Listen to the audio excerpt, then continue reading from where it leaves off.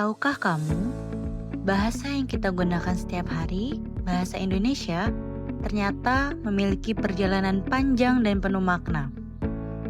Berawal dari bahasa Melayu yang digunakan sebagai alat komunikasi antar pedagang di Nusantara, bahasa Indonesia kemudian berkembang menjadi simbol persatuan bangsa.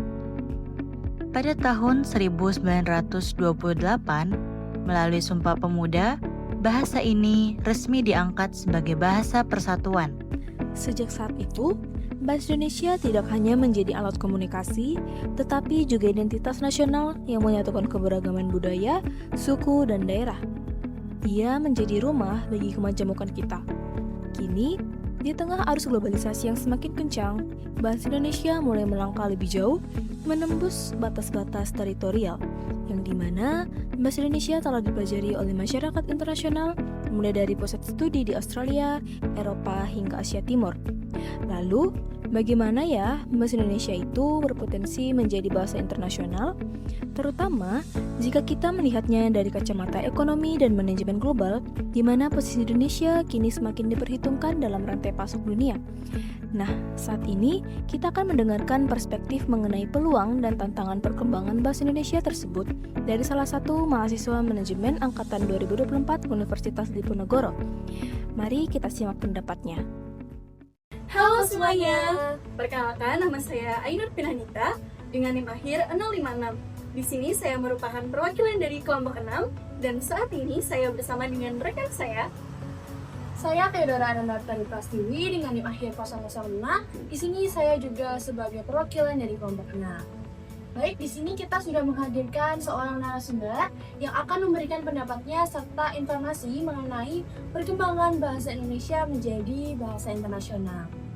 Nah, kakak bisa silakan perkenalkan diri terlebih dahulu. Halo semuanya, terima kasih atas kesempatannya. Perkenalkan, nama saya Hana Bilqis Kamila. Saya merupakan mahasiswi manajemen angkatan 24.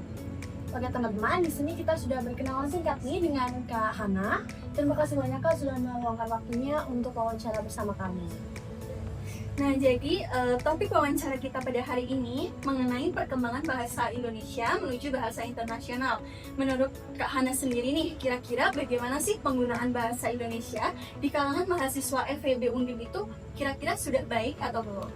Kalau menurut saya pribadi sih penggunaan bahasa Indonesia di lingkungan mahasiswa FEB itu sudah cukup baik ya, terutama dalam hal akademik seperti presentasi, pembuatan laporan makalah, diskusi kelas, atau juga komunikasi formal dengan dosen ataupun pihak-pihak akademisi lainnya.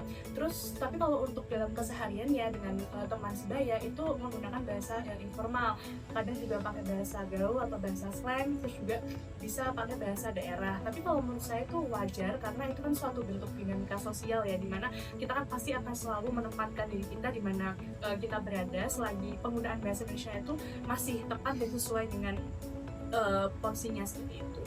Oke, lalu menurut kakak sendiri nih, apakah bahasa Indonesia ini memiliki peluang untuk menjadi bahasa internasional? Mungkin dalam 10 tahun atau 20 tahun ke depan, apakah Indonesia ini memiliki kesempatan untuk menjadi salah satu bahasa internasional? Kalau menurut saya sih peluang itu ada, tapi untuk diraih dalam 10-20 tahun ke depan itu dirasa masih belum cukup ya, atau masih kurang karena bahasa Inggris aja itu sudah menjadi bahasa yang top global gitu, dimana keseluruhan masyarakat global di dunia itu juga pasti belajar itu kan bahasa Inggris.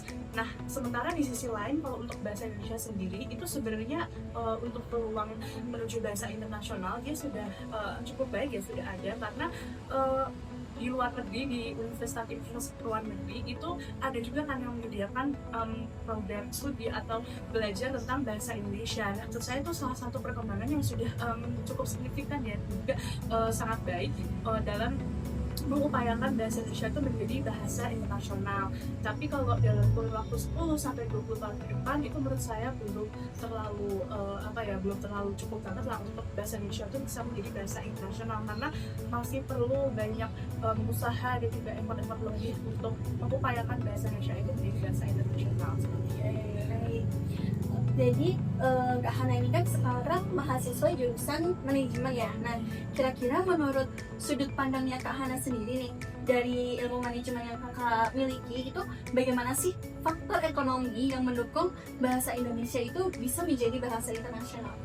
Kalau menurut saya dari faktor ekonomi itu, saya ini di suatu negara ya. Misal suatu negara itu punya sistem ekonomi itu yang baik, terus stabilitas ekonomi itu juga sangat terjaga. Nah, otomatis dia itu menjadi salah satu pusat perdagangan dunia, karena secara nggak langsung kan kalau ekonominya itu baik, pasti dia lebih banyak melakukan ekspor dibanding melakukan impor. Nah, dari situ aja menjadi pusat perdagangan dunia itu kan pasti kalau dalam hidup ekonomi bisa menarik perhatian dari para pebisnis dan juga investor-investor dari luar negeri. Jadi investornya itu nggak cuma dari dalam negeri aja, tapi juga dari luar negeri. Nah, terus para investor tadi yang mau bekerja sama negara kita ya, itu kan mau nggak mau juga harus bisa ya menggunakan bahasa di negara kita gitu. Karena untuk kepentingan bisnisnya supaya nggak terjadi kesalahpahaman informasi seperti itu. Nah, kalau misalnya benar-benar nggak bisa menggunakan bahasa di negara tersebut, itu kan bisa aja suatu negara itu kita kan pasti menggunakan translator gitu ya, karena kita belum mengetahui bahasanya, masih sangat asing. Nah, bisa aja terdapat kesalahpahaman informasi, atau dari translatornya itu sendiri bisa aja memanipulasi informasi seperti itu. Sedangkan kan kalau untuk investor dan juga pebisnis itu mereka harus tahu regulasi pemerintahan di negara tersebut itu seperti apa, atau aturannya seperti apa, atau kebijakan ekonominya seperti apa, dan bagaimana kondisi bangsa-bangsanya. Jadi kalau menurut saya dari sisi ekonomi itu sih bisa menarik pebisnis dan juga investor dari luar negeri. Nah, mau nggak mau mereka harus mulai belajar gitu, setidaknya kalau belum lancar atau belum itu bisa sedikit demi sedikit gitu, karena ya itu balik lagi mereka yang butuh gitu kan, jadi mereka harus mengupayakan juga seperti itu. Nah, itu bisa dibantu juga di kondisi bangsa Indonesia. Jika Indonesia itu bisa memiliki sistem politik dan sistem ekonomi yang kuat, gitu ya, ekonominya stabil, itu juga memungkinkan Indonesia itu menjadi pusat perdagangan seperti itu. Apalagi kan mengingat letak geografis Indonesia itu ya sangat strategis. Nah, kalau ditunjang dengan sistem ekonomi yang baik, itu bisa juga Indonesia ini menjadi salah satu pusat perdagangan, dan akhirnya makin banyak orang-orang di luar sana yang belajar bahasa Indonesia. Jadi dari sudut pandang manajemen tadi, perkembangan ekonomi itu berpengaruh ya Kak pada penyebaran bahasa suatu negara gitu? Iya, kalau saya berpengaruh sih di sisi politik dan di sisi ekonomi. Baik, kemudian selain faktor dari segi ekonomi nih, kira-kira menurut kakak itu apakah ada sekiranya faktor lain yang dapat mendukung bahasa Indonesia itu menjadi bahasa internasional? Selain faktor ekonomi itu ada, salah satunya itu faktor budaya. Dan ini kan kelihatannya itu kayak yang paling kecil, tapi sebenarnya dia impactnya itu yang paling besar. Karena kalau dari budaya sendiri itu kan macam-macam ya, mulai dari pakaian juga, makanan. Terus kalau yang sekarang ini kan seperti drakor seperti itu ya. Nah, kalau di Korea sendiri itu mereka di industri perfilman ya membuat drama Korea yang akhirnya sukses diminati oleh masyarakat dari mancanegara. Nah, dari situ kan akhirnya mereka jadi ini ya, fans K-pop seperti itu. Nah, pasti kan mereka juga ikut belajar gitu dari bahasa Koreanya tersebut. Nah, Indonesia juga kalau dari sisi budaya itu kan sangat banyak banget ya budayanya ya, karena terdiri dari berbagai pulau-pulau, juga pasti kan banyak budayanya. Nah, itu bisa mulai diperkenalkan, bisa dari bahasanya juga, terus dari makanan, dari pakaian khas tiap-tiap daerah Indonesia, itu tuh sangat berpeluang untuk diperkenalkan kepada mancanegara seperti itu. Terus selain dari budaya tadi, itu juga bisa dari faktor kebijakan pemerintah, di mana pemerintah ini bisa, saya ambil contohnya itu dalam dunia pendidikan ya, jadi bisa study exchange gitu, bekerjasama dengan negara-negara lain untuk pertukaran pelajar. Jadi mahasiswa Indonesia atau pelajar Indonesia itu ditukar untuk belajar di luar negeri, dan di sana juga pastinya mahasiswa pelajar Indonesia ini diupayakan untuk memperkenalkan juga dari budaya Indonesia dan juga dasar-dasar budaya tersebut. Terus selain pertukaran pelajar, contohnya tadi kan juga sekarang malah banyak ya minat untuk belajar bahasa Indonesia, sampai universitas di luar negeri itu membuka mata kuliah bahasa Indonesia seperti itu. Seperti itu sih menurut saya seperti ini. Lalu dari data yang kami dapat Kak, Indonesia ini kan menjadi salah satu negara dengan jumlah penduduk paling banyak di dunia dengan menempati posisi nomor 4 di dunia. Tentu saja hal ini jumlahnya sama banyaknya dengan penduduk yang menggunakan bahasa nasional kita dalam kehidupan sehari-hari. Namun nyatanya bahasa Indonesia ini belum termasuk ke dalam 10 bahasa yang paling digunakan di dunia. Menurut kakak sendiri, gimana peran pemerintah dalam mengembangkan bahasa Indonesia di ranah internasional agar lebih dikenal oleh masyarakat global, tapi tidak hanya sekedar dikenal saja, namun juga membuat mereka tertarik untuk mempelajari bahasa Indonesia ini sendiri. Kalau menurut saya dari sisi pemerintah itu mungkin bisa dimulai dari misalnya ada konferensi pers atau pertemuan dengan anak-anak dari se-ASEAN, se-Asia, itu bisa dari pemimpin-pemimpinnya itu mulai berdialog menggunakan bahasa Indonesia untuk sekedar memperkenalkan oh ini loh bahasa Indonesia harus seperti ini gitu. Dan pastinya juga menggunakan translator untuk para masyarakat lainnya yang menghadiri acara tersebut itu juga dapat tetap paham apa yang dimaksud dari bahasa Indonesia tersebut. Terus selain itu juga bisa melalui program pendidikan tadi, study exchange itu juga lebih diupayakan supaya mahasiswa-mahasiswa maupun pelajar-pelajar tadi benar-benar memperkenalkan dan juga melestarikan dari budaya Indonesia tadi menggunakan bahasa tadi. Oke, baik. Nah, setelah pembahasan tadi, kira-kira kan tadi kan membicarakan mengenai faktor pendorongnya ya, dan bagaimana cara agar bahasa Indonesia itu dapat dijadikan sebagai bahasa internasional.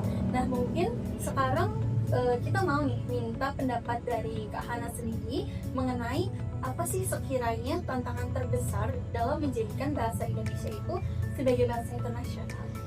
Kalau menurut saya tantangannya itu dari kitanya sendiri, dari generasi-generasi muda sendiri sih juga sekarang tuh udah mulai banyak yang kayak menyepelekan bahasa Indonesia seperti itu.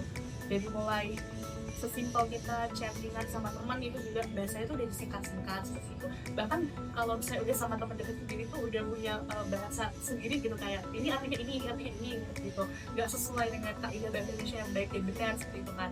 Terus juga dari generasi mudanya ini tuh lebih ke barat-baratan gitu ya, maksudnya lebih suka untuk menggunakan bahasa Inggris ataupun bahasa lainnya untuk melihat semacam negara pengen kelihatan keren kayak gitu, pengen kelihatan wow gitu. Padahal sebenarnya penggunaan bahasa Indonesia juga bisa keren jika itu tuh ditata dengan yang sebaiknya seperti itu.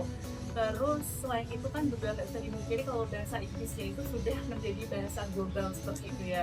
Nah itu salah satu tantangannya untuk dari masyarakat kita sendiri, terutama generasi mudanya itu udah banyak yang mulai menganggap kayak bahasa Indonesia tuh apa sih gitu, kayak mending lebih gaul pakai bahasa Inggris gitu, ngapain pakai bahasa Indonesia gitu. Terus untuk dari tantangan dari dalamnya seperti ini sih saya. Lalu nih sebagai penutupan mungkin ya Kak, kita memiliki satu pertanyaan terakhir. Jadi sebagai kita sendiri mahasiswa, kira-kira langkah awal apa yang bisa kita lakukan untuk mendukung bahasa Indonesia menjadi bahasa internasional dengan menggunakan bahasa Indonesia dengan baik? Itu bagaimana? Kalau menurut saya sebagai mahasiswa itu bisa dimulai dari membiasakan menggunakan bahasa Indonesia. Nggak harus yang baik sesuai NGD atau apa, tapi ya itu tadi, jangan ke barat-baratan menganggap kalau bahasa Inggris atau bahasa asing luar itu lebih keren, kayak bahasa Indonesia tuh apa sih, nggak bagus gitu.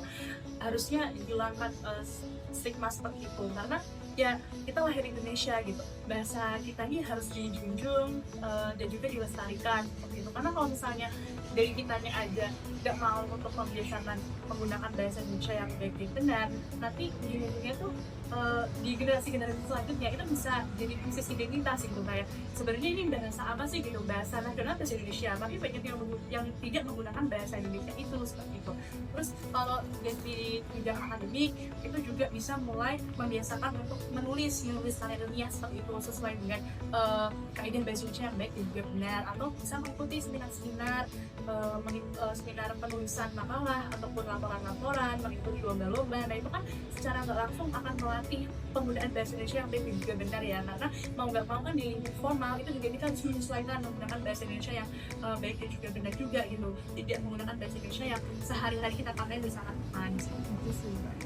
Banyak Baik, berarti menurut Kak Hana sendiri bahwasanya kita harus terus ya untuk melestarikan, mengembangkan bahasa Indonesia agar dapat menyongsong nih bahasa Indonesia menjadi bahasa internasional dengan terus melestarikan, dengan terus memakai bahasa tersebut sebagai bahasa sehari-hari agar nantinya kita tidak terjadi krisis identitas dengan membiasakan seperti seringnya menulis menggunakan bahasa Indonesia, kemudian mengikuti seminar-seminar karya tulis seperti itu agar bahasa Indonesia kita itu semakin dikenal dan semakin kita juga sebagai warga Indonesia bisa semakin memahami pentingnya bahasa Indonesia dalam kehidupan dan dalam aspek kehidupan kita. Gitu, dan terima kasih Kak Hana telah menjadi partisipasi dalam wawancara kita terkait dengan perkembangan bahasa Indonesia sebagai bahasa internasional. Demikian wawancara pada hari ini. Saya Ainur Pinanita. Saya Theodora Ananda Pratibasti. Pamit undur diri. Dadah.